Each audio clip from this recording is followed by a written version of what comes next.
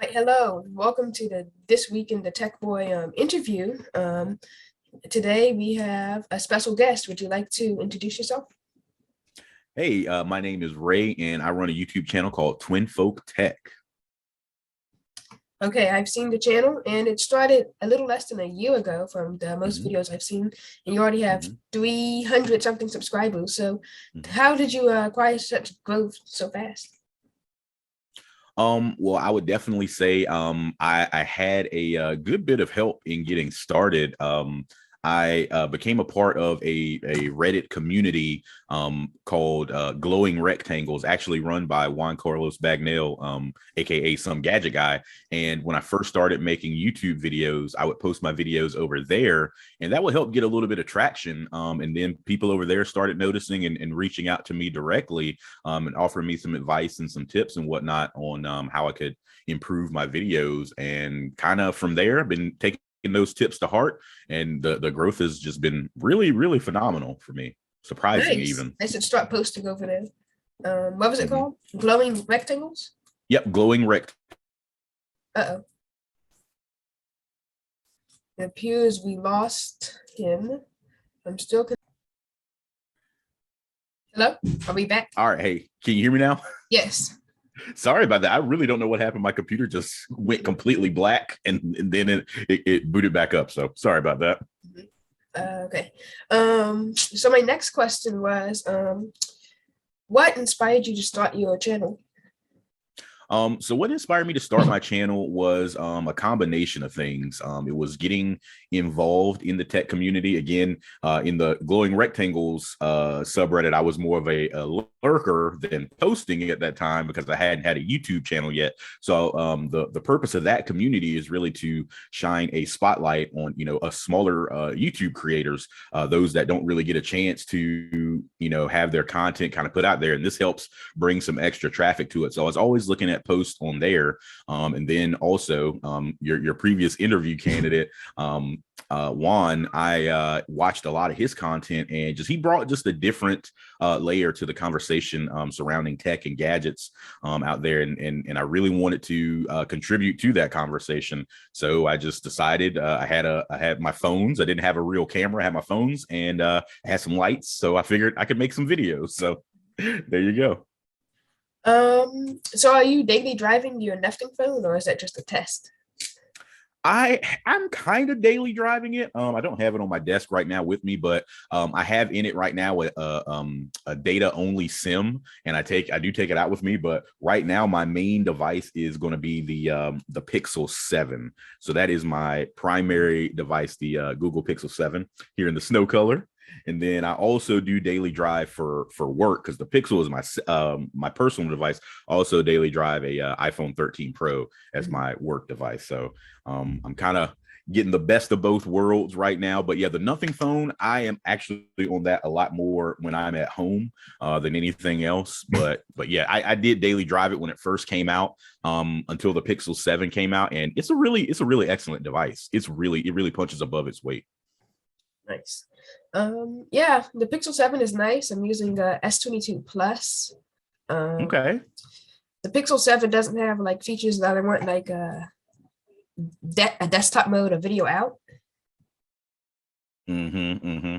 Yeah, I think that's but probably one of the the like drawbacks AI of the features Pixels. look Yeah. nice. The AI deblur, AI Mm-hmm. calling, uh, features like those, which would improve the quality of life of your device. Um, Mm-hmm.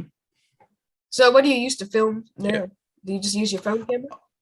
Yeah, I still just use my iPhone 13. I started with a an iPhone 13, or excuse me, iPhone 12 Pro when I originally started the channel earlier in the year, and then for some reason I was having some strange connectivity issues on that, so I just downgraded to the standard iPhone 12, and I was shooting on that for a while. But then when the 14 was about to drop, I saw that as a good opportunity to upgrade to the 13, and I went ahead and got the 13 Pro.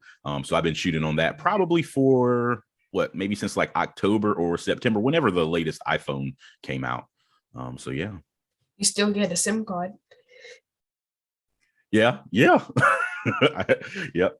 I still have the SIM tray. That was a huge thing for me because I was thinking about upgrading to the 14, but then when I found out it was eSIM only, I was like, I switch phones way too much, so I have to have something that I can put that with that physical SIM tray in it. Absolutely.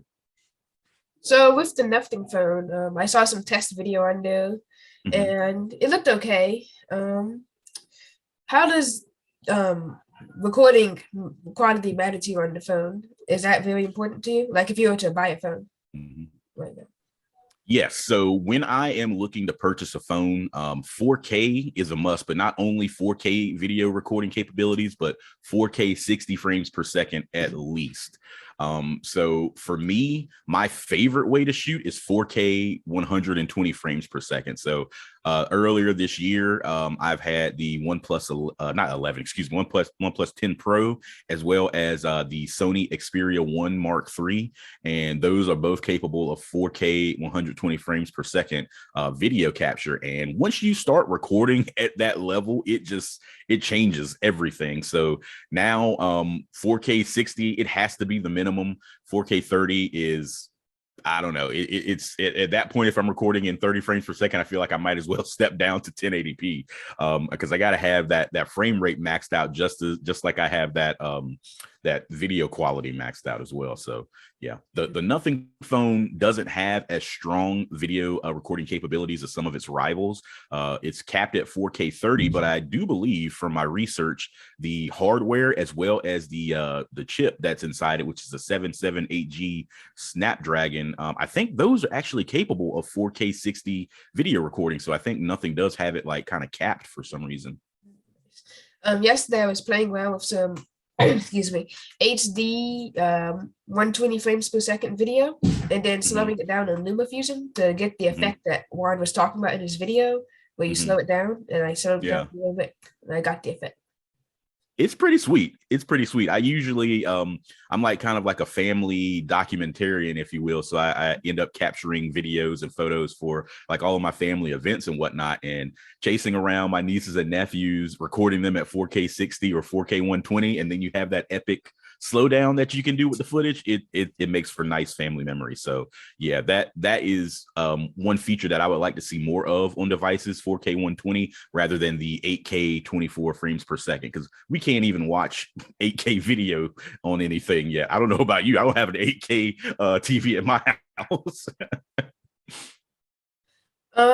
Yeah, that would be nice. So do you have a favorite photo editing application for mobile devices? I want something that you can have that's kind of like Photoshop, where you can edit pictures, layer them on top Mhm. of each other, etc. For me, I never really get too in depth with the edits, because a lot of what you're able to capture on these devices nowadays straight out of the camera is usually pretty eye pleasing. But if I do ever decide to mess around with an edit for a photo, I usually actually use Snapseed, I think it's called. That Google app, I usually use that. So I've never really taken to Lightroom or anything like that in on the mobile front. But if I'm editing thumbnails for my videos, which I shoot those pictures on my smartphones, if I'm editing the thumbnails, then I would use Adobe Creative Cloud for that. I was looking for something more along the lines that lets you like combine two pictures together, like in Photoshop. I've played around with Oh. Snapseed. Oh, I've never actually done that on a phone actually. So what are some apps that you use that had that capability? I've been looking around, but there's this app by Cyberlink. There's a photo direct Mhm. editing app there that's kind of gets the job done. You have sky replacement, etc. I'm still looking at. Oh, okay. I know some phones have like some of those features native. If I'm not mistaken, it might be like some Xiaomi and Huawei devices that have those features in their native gallery applications that are capable of doing that as well. But I don't have any of those devices. But yeah, that's something that I never actually thought about messing around with. I might have to check that out. You have to let me know what the name of that the application is again that you just Okay, mentioned. I'll check it after the stream because I'm Okay, filming this from my phone. gotcha. Okay, let's see. Do you have a favorite tech device? Favorite tech device? Oh boy, you're asking some pretty tough questions here. Um for me, let me see. Favorite tech devices. I look around the room here. I think for me, maybe my favorite tech devices have been some of the true wireless Bluetooth offerings that we've seen as of late. One company that I really, really enjoy their products is going to be Soundcore. So my favorite product from them is the Soundcore Liberty 3 Pro, I think they're called. And those have been some of the most feature rich, and like Soundcore is just consistently putting out just great products, but their products are always some of the most feature rich and value packed offerings out there on the true wireless market for consumers. So I would have to say those are probably my favorite tech items, the Liberty 3 Pros. Nice. So do you have what's coming up next on your channel? Do you have any plans to make any new tech videos? Yeah, so specific product. Yeah, I am looking to do an actual review on the Pixel 7, and then I actually want to do a review on the Pixel Watch as well, because I've only so far posted first impressions videos and just some case videos and different accessory videos for these phones. Because for me, before I do a review, I actually want to live with the phone, and just 1 month living with the device or a couple weeks living with the device, that doesn't to me really do that device justice. For example, my first video that I ever posted was my OnePlus 10 Pro review, and I had that device for a good while before I actually posted that video. So I want to usually work with a device for maybe at least 2 months or so before I actually post a review on it. So that'll be what's coming next: the Pixel 7 review and the Pixel Watch review, because they've gotten some pretty nice updates since launch. And I think those deserve to be a part of the conversation, and not just, give those first week or first month impressions, when we got so many awesome features that have been brought to these devices over the life cycle of them. Nice. So do you have any preferred browser or any software that you like a browser, any favorite apps, etc.? Yeah, so for me, I am a huge proponent of free and open source software. So any false replacement that I can find for a normal, like closed source software app that I can find a replacement for, like I usually go that route. So I just became aware of an app called Pixel Fed, which is kind of going to be like an Instagram replacement. No algorithm, no advertisements, none of that stuff, just straight up people posting pictures of things that they're passionate about. So I like that a lot. Favorite browser for me, it's going to be tough. If we're talking desktop, my favorite browser is going to be Brave. But on the mobile side, there's so many awesome choices. But as of late, I've been using Bromite, which is, again, going to be free open source software. And it's going to be like a more security hardened version of Google Chrome. So yeah, I really like it. It takes out all of the googly bits of Chrome in terms of like all of the tracking and whatnot, and then beefs up the security aspect of it. You have a lot more granular control over certain aspects of the browser on mobile. So I like to use that when I can. Nice. On my phone, I use Samsung Internet, and then in the secure folder, I use Chrome because Google integration. And then on the laptop, I've been using Chrome, but this week I've been testing out this new browser called Sidekick for a week. I saw that video you posted. Yeah. So what's the background with that browser? So Sidekick browser, to sum it up, I just said it's like a lightly skinned version of Chrome. You have a sidebar here. I can actually share my screen. Okay. Yeah, as you can see here, your screen is showed, and you have this little sidebar here with these apps. And if I would just go home by creating a new tab, you have some more apps here. Okay. So it's just more like an app-based sort of web browser. Yes, but all the features like the history menu, the bookmarks bar, it runs Chrome extensions. It just looks really like Chrome, except for this, you can split screen tabs, which is nice for watching YouTube. Oh, wow. See, that's pretty neat. That's one good thing about Chrome, is other people being able to tinker around with it and make their own different iterations of it. So no, this is pretty neat. I'm guessing, since this is going to be app-based, like you're saying, I guess this is like progressive web apps. Well, like there's kind of apps. You can even set Okay. some of your tabs to become apps. So it's just like a pinned tab. Okay. Basically. Okay. Gotcha. No, that's pretty cool. That's pretty cool. So how did you find out about that? I know I'm supposed to be the one getting interviewed, but how did you find out Uh, about that? I read about it on Medium, and then I looked it up and wanted to test it. So I tested it. Okay. There you go. Awesome. Yeah, I watched that video you posted about it the other day, and just as a quick segue, I really like your content, man. I think that you are taking like a very unique approach to the tech conversation. You're not just doing the same videos that everybody else is doing, so it's really refreshing to see. So just definitely keep up what you're doing, and post on glowing rectangles as well whenever you drop a video. Thanks. So, what computers and well, you already told me what phones you have and the smartwatch. So, what phone do you use? I mean, computer do you use? So right now, I'm actually using an old Intel MacBook Air right now. That's what I use like when I'm streaming or when I'm doing like Skype and Zoom calls and things like that. Primarily, I have moved most of my like computer usage over to an iPad Pro. I used to have the MacBook Pro, the 2021 model. I had that as recently as a few months ago, but after I got the iPad Pro, I just started using that more as my computer because I have the Magic Keyboard attachment. So I've got it right here. So I got the Magic Keyboard attachment, and I don't know, this for me, it just provides so much utility and so much flexibility. And it's got, you know, a high amount of RAM, and Apple devices just usually tend to be a lot more smooth and streamlined. So this has really been my computer replacement, honestly, at 2021 iPad Pro. Nice.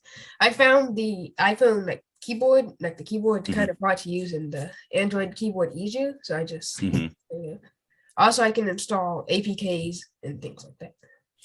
Yep. So all the stuff that I was talking about earlier, the apps, that the open source apps that I would get from the F-Droid store, like you have to side load all of that stuff too. So yeah, I do like that versatility and flexibility that you get with Android over the closed ecosystem of Apple. But they do tablets really well.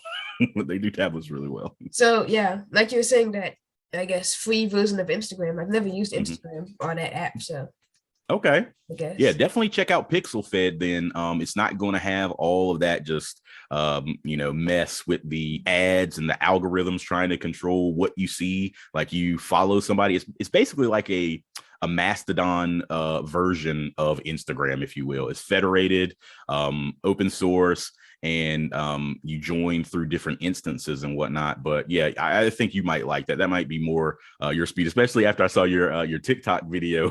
You shared the same sentiments I share about TikTok. So I think these open source alternatives will probably be more your jam. Well, the only reason like I'm using Twitter or any of the other social medias is for promoting the business, the website. I don't actually use Same it here. personally. Same here. Yep. Because if I didn't have a YouTube, I would not be on any social media, really. Let's see. So you've tested out some cases. That's your most recent video. Since obviously companies aren't sending you phones to like drop test, how are you testing these cases?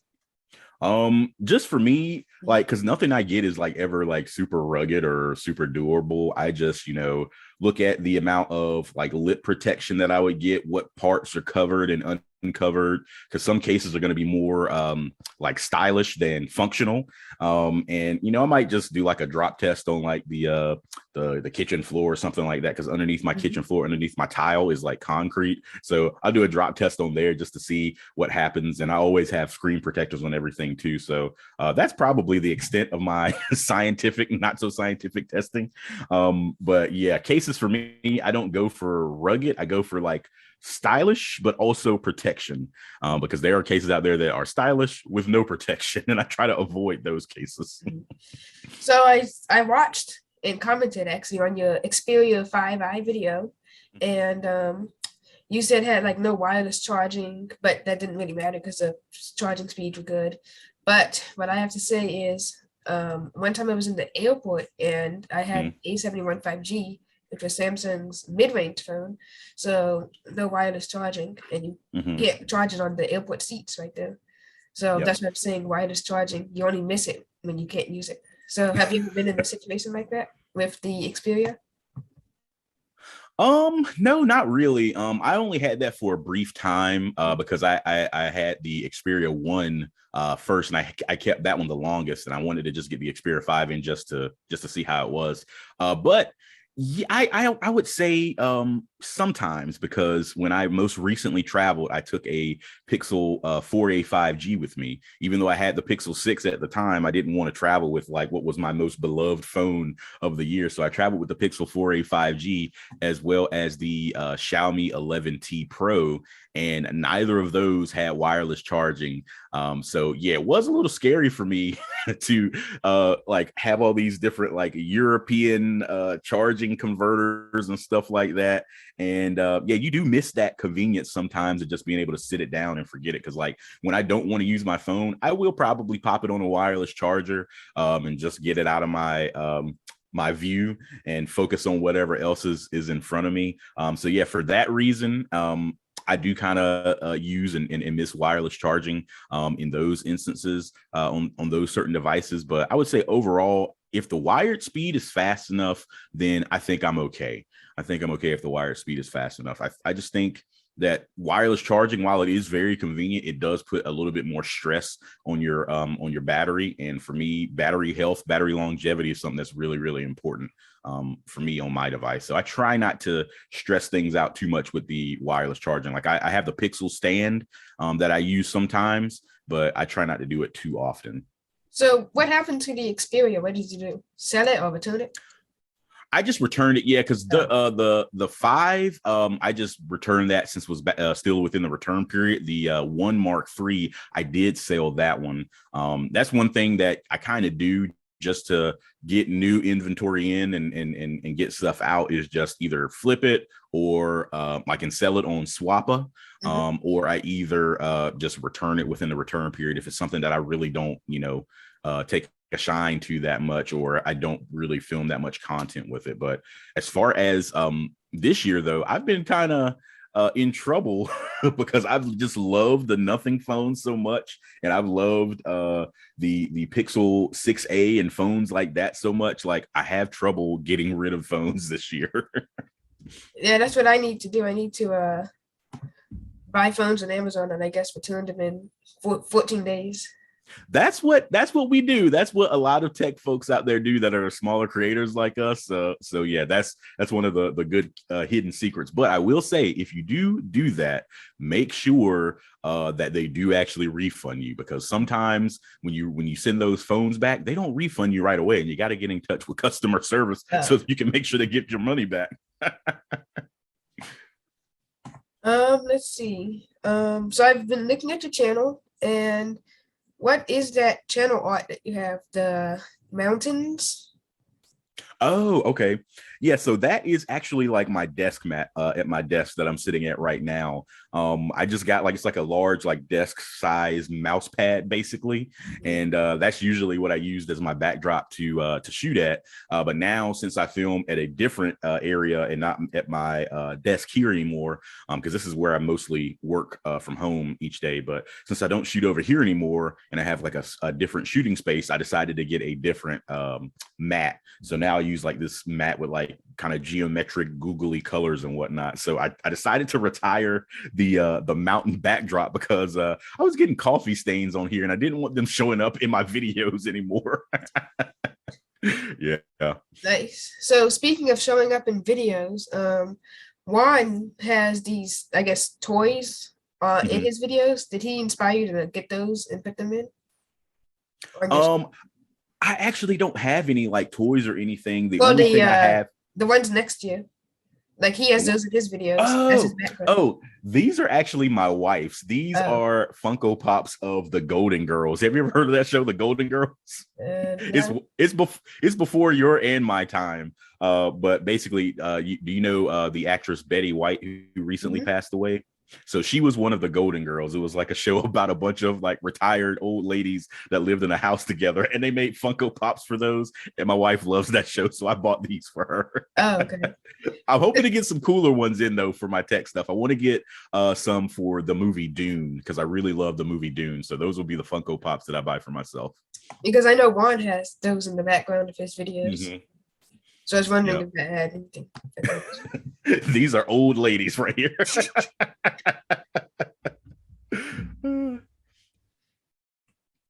So do you have a favorite, I guess, phone overall throughout your entire life? Favorite phone throughout my entire life. Honestly, like when things were perfect, when we had expandable storage and headphone jacks on devices still, I am Samsung really S10. partial. I'm really partial to the S9 Plus. That was like my peak phone right there. I loved that device. All the way up until like very recently. The only reason why I had to kind of retire that one is because number one, it stopped getting updates, of course, but two, it had really, really bad screen burn in. So I just couldn't even look at the display anymore. But that was like one of my favorite devices of all time because that was like really the first time that like I had a smartphone that felt like, whoa, this is like super fast and just like really crushes everything as far as daily compute tasks go and daily communication tasks go, and it just goes beyond anything that I needed. So that for me was like when I first stepped back into like what I feel like was true flagship territory. Though I never had one, I think that the Samsung Note 4 and Note 9 were peak Samsung. On the Note 4, you Okay. have the IR blaster, removable battery, S Pen, of course, and the micro SD. And on the Note 9, it's more of a, it's basically a refined version of the Note 4. Big battery, a terabyte of storage plus expandable storage, and headphone jack. Yep, that is. Oh, huge. and of course, you also have the heart rate scanner. Oh yeah, I forgot they used to have those. Because I had one on my Galaxy 4. Yeah. Mm-hmm. You can just not 4, but excuse me, Galaxy 5. Oh, okay. Galaxy you can just 5. use the camera on that. Yep. For that anyway. Mm-hmm. Yep. Yep. And of course, the Note 9 had good cameras too, zoom and wide. Yep. Yep. I never had the Note series device. And by the time I was deciding to maybe step into the Note series, Samsung axed that from their lineup, and now they've consolidated it into the S series. So yeah, I don't think I'm gonna be messing with those at all. They're too expensive for my taste. The S22 Ultra? Yes, yeah. Way too expensive. Way too Maybe expensive. We'll come down when the S23 Ultra launches. That's what I'm maybe banking on, because I think that one thing with my channel is like, or any YouTube channel, especially when we're as small as we are, if we try to like chase that that dragon of trying to get in the latest and greatest devices, we miss out on a lot of content that could actually benefit people that are like us. You're not necessarily average consumers. We're more advanced than that. But for the people that are looking for buying advice and not just wanting to see like, long form commercials for the latest and greatest Apple phone on YouTube. Like for those types of people, I think there's a lot of conversation still left to be had on devices that are maybe 1 or 2 years old, as long as they're still getting updates. Of course, I would never recommend anything that is out of its life cycle in terms of patches and security. But yeah, I think that might be the direction that my channel starts to go in. It's just talking about devices that we have and living with them a longer time than rather than doing the latest and greatest. Mm-hmm. That sounds like a good path to follow. You could also test out what's it called, Amazon Renewed. Mm-hmm. Yeah. So that'd be phones that are about 1 or 2 years old. And I've been getting comments, like some feedback on, I guess, this site called Not the Bee, and they have a social site there. And I've been getting feedback like, oh, I like technology, but I'm not that good at tech. Like I got one comment that said that. So I wrote an entire post that basically broke down phone terms like RAM, storage, screen, camera, what's megapixel, optical zoom, telephoto zoom, etc.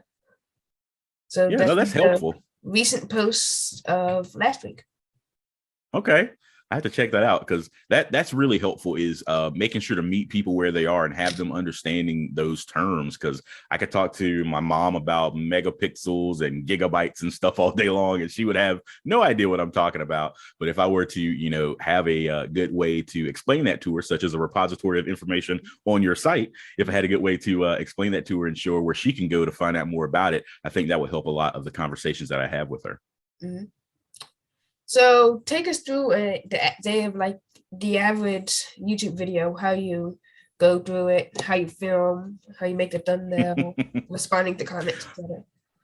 Oh man, so I'm gonna be probably very different than like other people because for me, there's like barely any thought involved. There's barely any thought involved whenever I do a video. It's just like, all right, I want to do a video on this. I don't plan anything. I just kind of do everything on the fly. Yeah. I used to write scripts. But whenever I would record those videos, it just didn't feel natural and it didn't feel like me. So I prefer to just kind of do everything on the fly and off the top of the dome. And while it does kind of result in some rambly videos sometimes, if I can edit it down enough, it sounds pretty, coherent. But I think that's the style that I prefer. So, I'll do this, for example. I got some headphones or earbuds, rather, some true wireless earbuds from a company the other week. And basically, I just opened up the earbuds, paired them to my phone. Like, I set up my camera and everything. And I opened up my phone and paired the earbuds to it, did all this on camera, and just kind of walked through the entire app in that video. I haven't posted the video yet, but I walked through the entire app in the video, talked about, how those earbuds compare to some of the other earbuds that I've had from this company, and, just things like that, just more so making it conversational, not really getting into a bunch of text specs, but just talking about how things like work and fit within my life.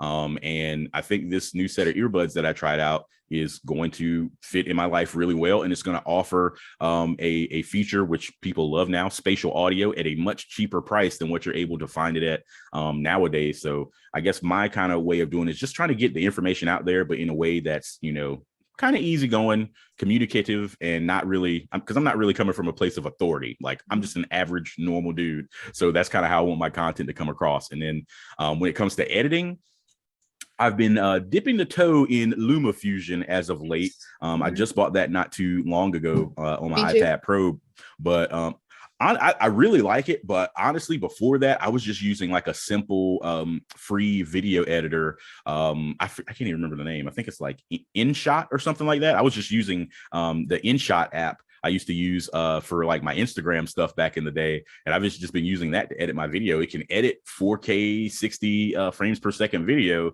and it's mostly free. The only thing you really have to pay for is to get like the watermark removed. Hello? Hey, this is going to make for an interesting edit for you. You got a few different video files going. I know what I was saying. Editing, yeah. So I just basically would use the InShot app for the longest time until I recently got LumaFusion. So I would use that to cut up everything.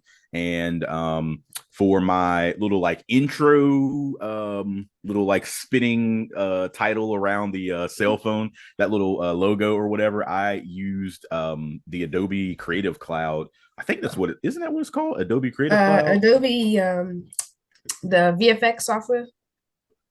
No, not even that. Like it's Adobe Express. That's what it is. Adobe Express. So yeah, so I actually use that to create my logo. And that's where I also edit my thumbnails as well. So after I finish shooting a video and editing everything all up together and I export it, I usually will upload it from my iPad. And then for the thumbnail, I just go and take a picture. If I already have like a nice setup where I was shooting it, I would take a picture while I'm shooting, while I have everything set up. Or I might just go and shoot like a different thumbnail to have something look a little bit more photogenic and aesthetically pleasing. I might go out and shoot something separate and then just put it in the Adobe. Now I'm forgetting the name of it again already. Adobe Express. And I'll just put like, different little text on there. I've been kind of inconsistent with the thumbnails, but I have recently started to use a consistent style in it now. I think I finally found something that works for me. So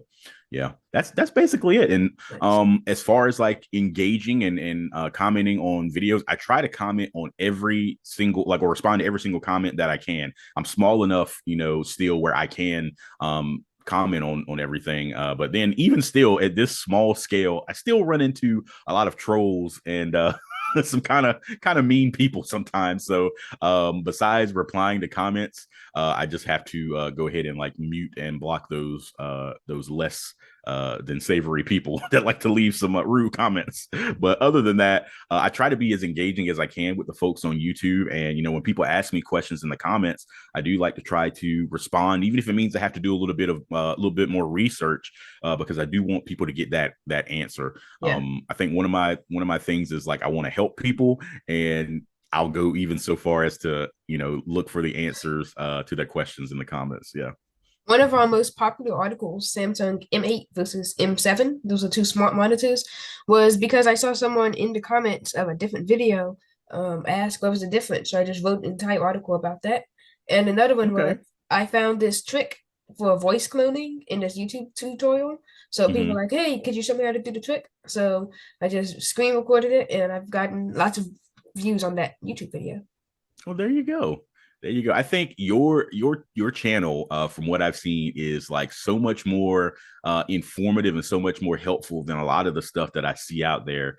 I mean, even going as like granular as comparing the two calculators together, the Google calculator versus Samsung calculator. I love that because there's so much stuff in between those two, so many differences, and then there's some overlap in there too that you wouldn't expect to see. So no, I think that's really really cool what you do Yeah, I with want all to of that. I do think you have like a good way of doing things. But sorry, go ahead. I was saying I want to do Samsung phone versus Google phone, the app Mm-hmm. next.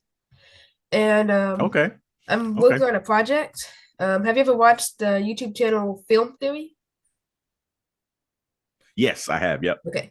So I'm working on a project called Tech Theory. So that should come out soon. Okay, cool. I'm looking forward to seeing that, man. Like I said, I'm really really impressed with your content, and anytime I see you tweeting something from now on, I'm gonna try to make sure that I promote it because I definitely want to draw more attention to your channel. Not that I have like the most biggest following, like you were just saying, I only got about 300 people, and it took what 7 months to do that, or no, maybe 8 months to Yeah, do that. So it comes, yeah, it comes slowly but surely. So I want to definitely make sure I exercise every effort to help send some traffic your way because what you're doing is really really awesome. thanks. And for our last question of the day, do you have any favorite creators on YouTube or bloggers like me, which is both, so blogging and YouTubing? All right. Well, you're one of my new favorites, so I'll say that. And then also my buddy Barry Johnson over at the Engineer Reacts channel. He's He is everywhere. excellent. Yes, I think you really will like his stuff. He's really really good. So Barry Johnson is good. Of course, Juan Bagnell, some gadget guy. He's again one of the reasons why I got into all of this. Hmm. Um, Also, who else? Holla at your boy. LaShawn, he actually makes a lot of really good stuff. He's pixel focused, Oh, nice. earbuds focused, and stuff like that. Um, who else? I've been watching somebody else lately. Oh, the Mr. Nokia.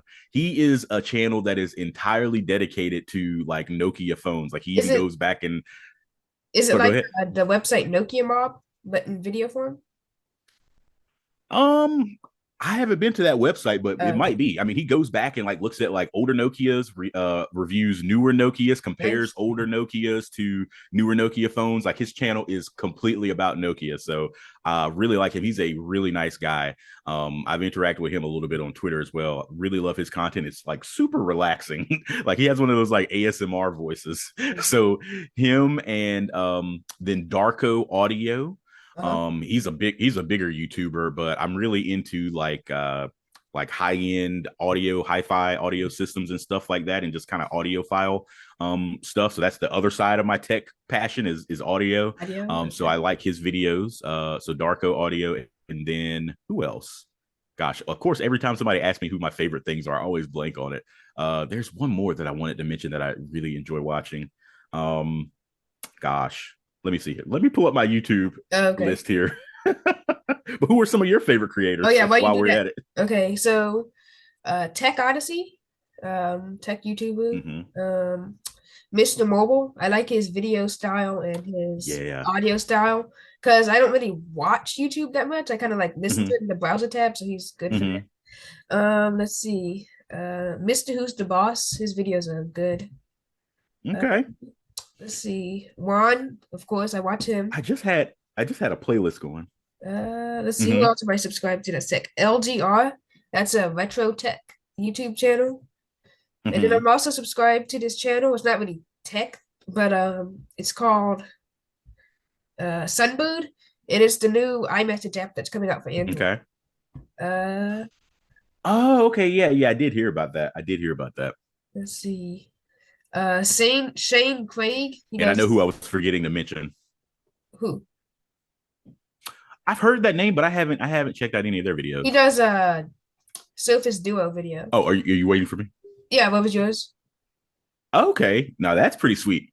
The person I was forgetting to mention was Ben's Gadget Reviews. His videos are awesome. He is probably like one of the most hardworking men in tech today. Ben's Gadget Reviews. He makes like a lot of different videos. He used to be, I think, based out of China, so he would get like a lot of those devices that hadn't yet had a Xiaomi, global Huawei. release. Oh, okay. Xiaomi, Huawei, Oppo, Vivo. He's usually like always the first person to get some of these devices Leaking because he's because in he's one of China. those like he's like one of those folks that has been ingrained in the Chinese tech community, so he has all those relationships. But then he's also an English speaking reviewer because I think he was born in America, and Oh, so he okay. has that part of the audience as well. So yeah, no, he gets a lot of stuff before anybody else does. I love his channel. Really good stuff. I think a channel you would like, he doesn't really make videos as much, but you can still go back and watch them, is Travis MCP. He does the Amazon renewed reviews and Okay, I've heard of him. yeah. And then I think last week, maybe 2 weeks ago, I was on a Tech for Your Needs live stream. So he just does live streams every Monday, usually. Yep, I follow him. Yep, he's good. He's good. He's kind of buddied up with some of the folks that I often do live streams with. So yeah, I think one more. What's one more channel that I like? Gosh, there's so many folks out there, but I don't know. There's just a lot of good stuff out there, so um it's hard to really have like a set list. But the ones that I did name, those are going to be probably like my top folks. But there's just so many people making such good content out there. I Yeah. think Hugh Jeffries is one of my Oh, I've seen favorites as well. the So repair guy. yes, yes. So he's a huge right to repair advocate and does like really cool uh um repairs of all of these smashed up and broken tech items. So he's really cool as well. He actually fixed Mr. Mobile's Z Flip, I think. Yep. No, Motorola Yep. Razor. Oh no, Motorola Razor. That's Yeah. what it is. Yeah, Motorola Razor. Yeah. So no, he's awesome. I really love his work, and it's always cool to see his video. I think like I kind of have an affinity for like renovation things. Like I always used to like renovation shows Oh, those house or shows.